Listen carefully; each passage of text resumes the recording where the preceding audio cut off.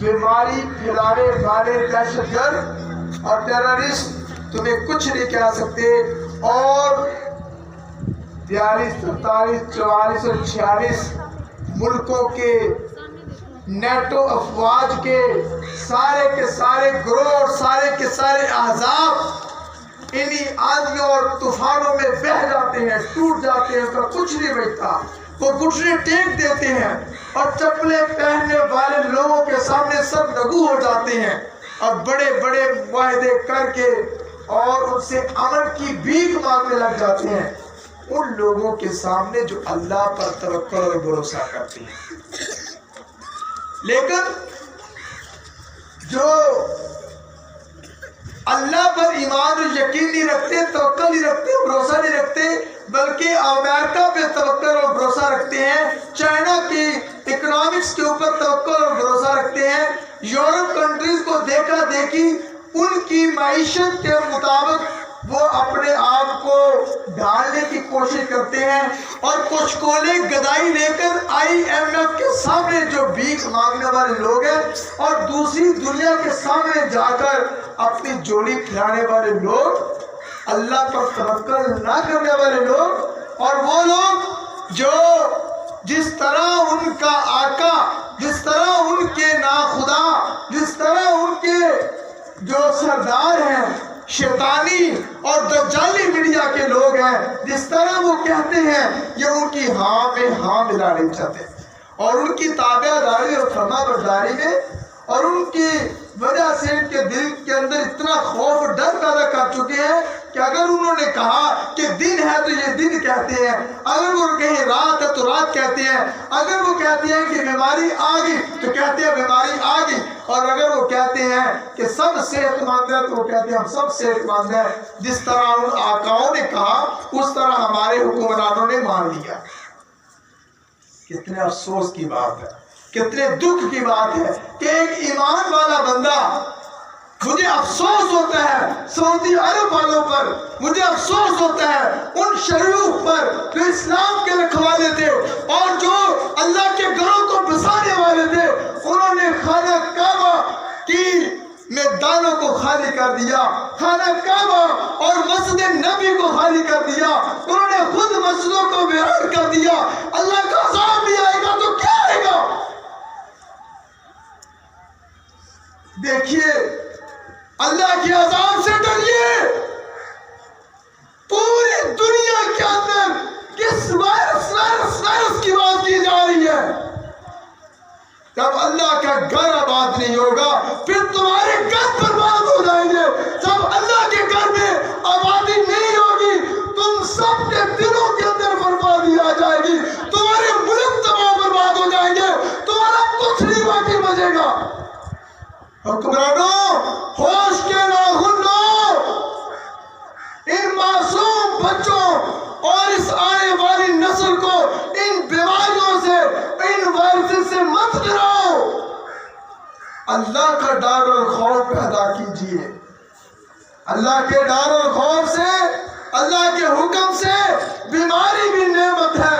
ہم اس وائرس کو قبول کرتے ہیں, ہم ایسے وائرس کو سینے سے لگانے کے لیے تیار ہیں کہ جس وائرس کے ہوتے ہوئے ہم نماز تو پڑھ سکیں. اس وائرس کی وجہ سے اگر طواف کرتے ہوئے ہمیں وائرس لگ جائے ہمیں قبول ہے.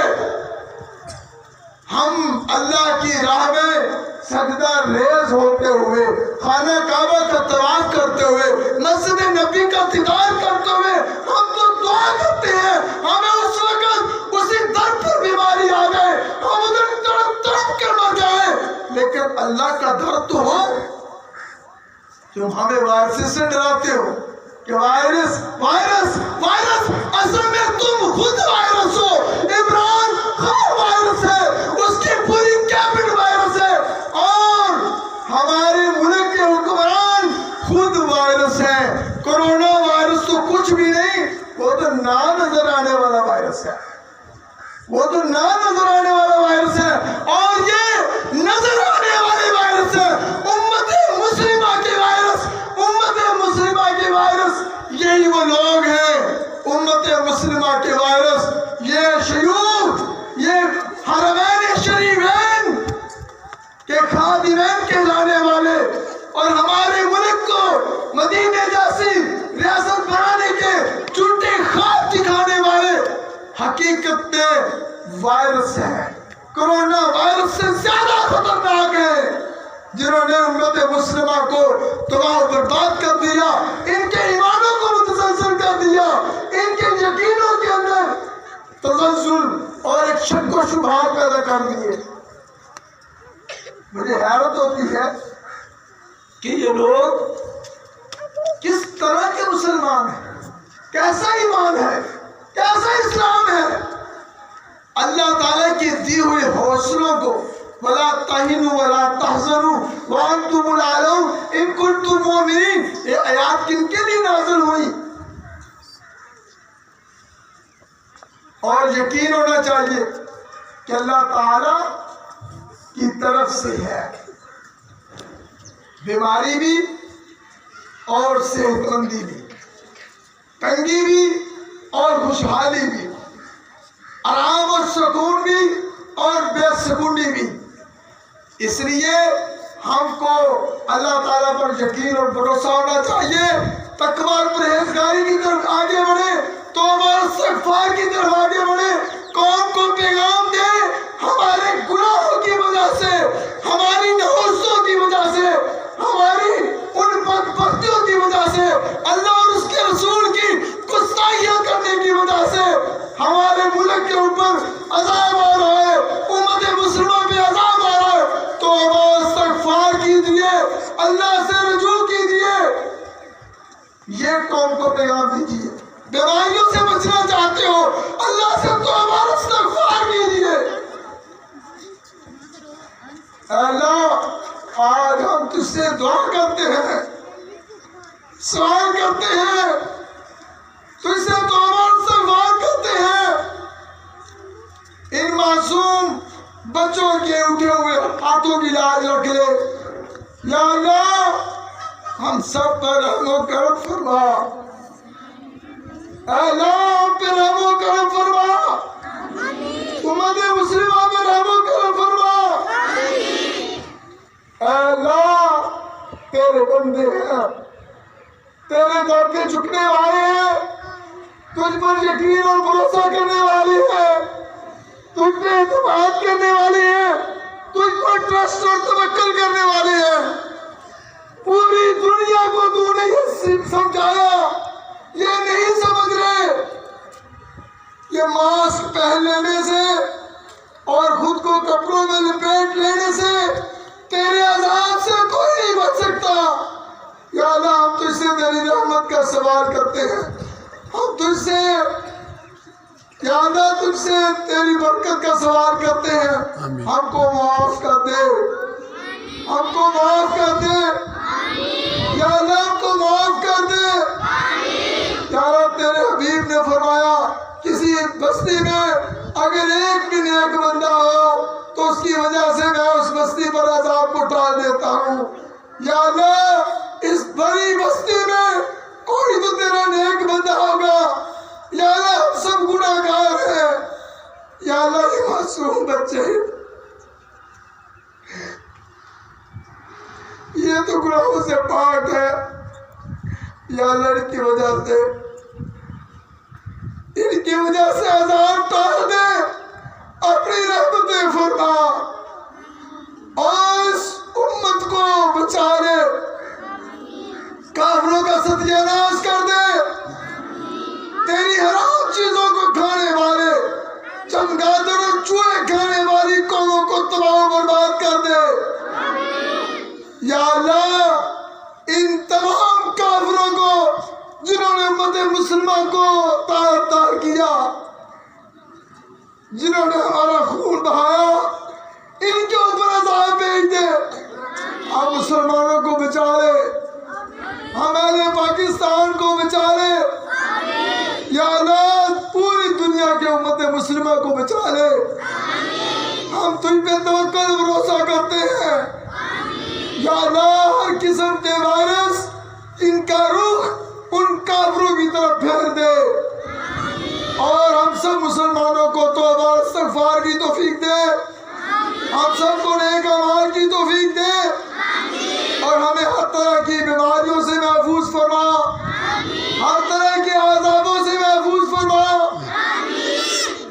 اللہ ہم تیرے دین کی سربلندی چاہتے ہیں، یہ علم و عمل، یہ تعلیم و تربیت، یہ عظیم عبادت کو ہم جاری رکھنا چاہتے ہیں، ہم کسی بھی وائرس سے نہیں ڈرتے۔ یا اللہ اس عبادت میں، اس عظیم کام میں ہمیں موت بھی آ جائے تو میں قبول ہے، لیکن اس کام کو چھوڑ دینا، اس کو ترک کر دینا اور پھر گھر بیٹھے رہنا اور اس بات کا انتظار کرنا کہ یہ بیماری چلی جائے گی، ان لوگوں کو علم نہیں کہ عالم غیب تو تو ہے۔ ان کو کیسے پتہ چل گیا، ان کو کیسے پتہ چل گیا کہ 4 اپریل کو بیماری ختم ہو جائے گی؟ ان کو کیسے پتہ چل گیا کہ ان 15 دنوں کے اندر اندر وائرس آئے گا اور تمہاری بربادی پھیلا دے گا؟ ان کو کیسے پتہ چل گیا کہ وائرس اسکولوں میں نہیں آئے گا؟ ان کو کیسے پتہ چلا کہ یہ وائرس صرف تعلیمی اداروں میں آتا ہے، گھروں میں نہیں آتا؟ ان کو کیسے پتہ چل گیا؟ یہ کہاں سے عالم الغیب بن کے بیٹھ گئے؟ یہ کہاں سے دوسروں کے زندگیوں کا فیصلہ کرنے والے بن کے بیٹھ گئے؟ یہ وائرس کیا ان کے بنگلوں میں نہیں آ سکتا؟ کیا یہ وائرس ان کے گھروں میں نہیں گھس سکتا؟ کیا یہ وائرس ان کی دکانوں میں نہیں آ سکتا؟ کیا یہ وائرس پارلیمنٹ کے اندر نہیں آ سکتا؟ کیا یہ وائرس عمران خان کے گھر میں نہیں آ سکتا؟